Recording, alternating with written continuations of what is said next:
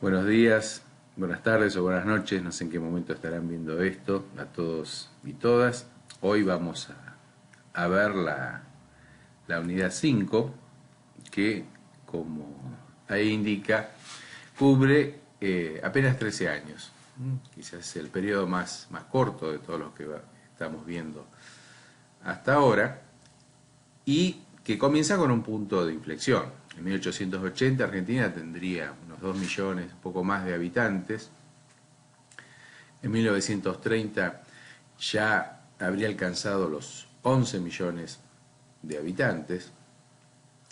Argentina en 1880 tenía una frontera en expansión donde iba incorporando tierras a la producción agraria paulatinamente. En 1930 esa frontera ya existía. En 1880 Argentina era un país demandado por los inmigrantes, o sea, teníamos incorporación de fuerza de trabajo permanente. En 1930 esto prácticamente había concluido. En 1880 teníamos un mundo demandante de materias primas y alimentos. En 1930 no solo la demanda de materias primas y alimentos comenzó a ser protegida por los países que eran nuestros clientes, sino que a su vez sus precios, o sea, los términos de intercambio, es decir, la relación entre lo que nosotros vendemos, de los precios de lo que nosotros vendemos, en función de los precios de lo que nosotros compramos, comenzó a ser desfavorable para la Argentina. En 1929, en un famoso viernes negro de octubre de 1929, el mundo capitalista sufrió su primer crisis importante del siglo XX, que se la llamó como la que había tenido en 1873, la Gran Depresión, en el cual digamos las reglas de la actividad económica internacional comenzaron a cambiar, digamos, una nueva división internacional del trabajo, donde cada país intentaba, digamos, depender lo menos posible de otras economías, y el multilateralismo del libre cambio, donde a partir de la figura del patrón oro, digamos, los intercambios se hacían de igual manera entre todas las naciones, es decir, el precio del trigo para Brasil era el mismo precio del trigo que para Inglaterra, pasó a un bilateralismo donde cada nación negociaba con quienes le compraban el valor de cada producto en función de la relación que tenía con ese Estado. Bien, en 1930 fue un punto de inflexión. En el caso de Argentina hubo el primer golpe de Estado dado por las Fuerzas Armadas y un fuerte acompañamiento de la sociedad civil a ese golpe, de parte de la sociedad civil, y, digamos, una restauración conservadora, es decir, aquellos que habían perdido participación y poder político con la ley Sáenz Peña van a retomar espacios de poder utilizando como instrumento a las Fuerzas Armadas. En lo económico, las características centrales de este periodo, no solo en Argentina, en todo el mundo, es el inicio de la intervención estatal en la economía. no es que antes no lo hiciera, digamos, tener una actitud, digamos, autoexcluyente de la economía es también participar en la economía de alguna forma, es decir, no cobrar o cobrar un impuesto es intervenir en la economía. Y en este proceso también se va a dar un lento incremento de la producción de manufacturas sustitutivas, es decir, aquello que ya no se podía obtener por la importación, digamos, por cuestiones cambiarias, cuestiones de divisas. En el mercado exterior se utilizaba el oro, o la libra, o el franco suizo, o el dólar después, y si no obteníamos mediante las exportaciones estas monedas, era difícil importar manufacturas. Entre los cambios que se produjeron, como decíamos, cayó la expansión de la demanda internacional. Cada vez los países compraban menos commodities, compraban menos alimentos, compraban menos materias primas. El flujo de capital y mano de obra cayó, digamos, las inversiones extranjeras se paralizaron y la inmigración prácticamente también, y la incorporación de tierras fértiles a la producción prácticamente ya se había finalizado, ¿no? Se había completado esa expansión que había empezado en el siglo anterior.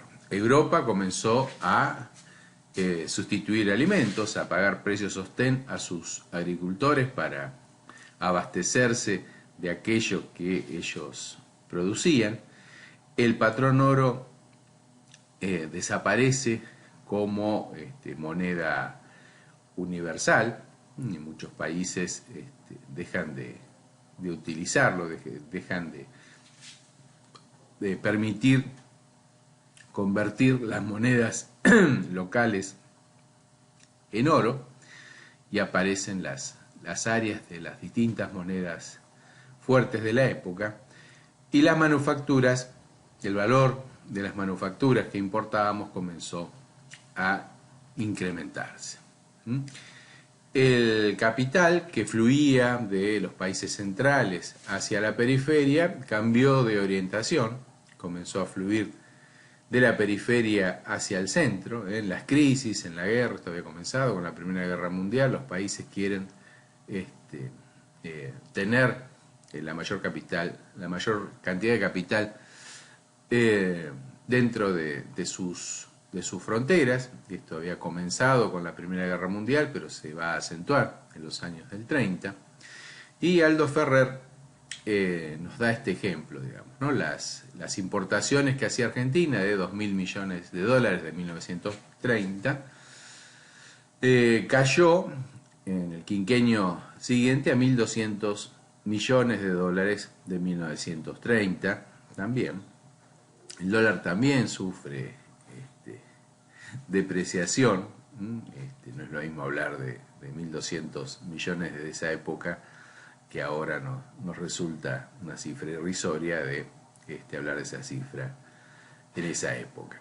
Es decir, la caída relativa de las importaciones en divisas, que era todo lo que podía importar Argentina, cayó un 40%, pero en realidad la caída absoluta fue del 54%, porque con esos 1.200 millones, o sea, por cada dólar de 1930 en el segundo periodo, comprábamos mucho menos de lo que comprábamos en el periodo anterior. El centro de gravedad del mundo se trasladó del Reino Unido, que como recordábamos en el triángulo económico, la economía era complementaria con la de la Argentina, es decir, ellos producían ferrocarriles y nosotros trigo, y podíamos intercambiar trigo o carne, trigo y carne por ferrocarriles. Se traslada, decíamos, a los Estados Unidos, cuya economía era competitiva con Argentina. Es decir, ellos también producían cereales y carnes y también tenían dentro de su cartera de clientes a los Estados Unidos.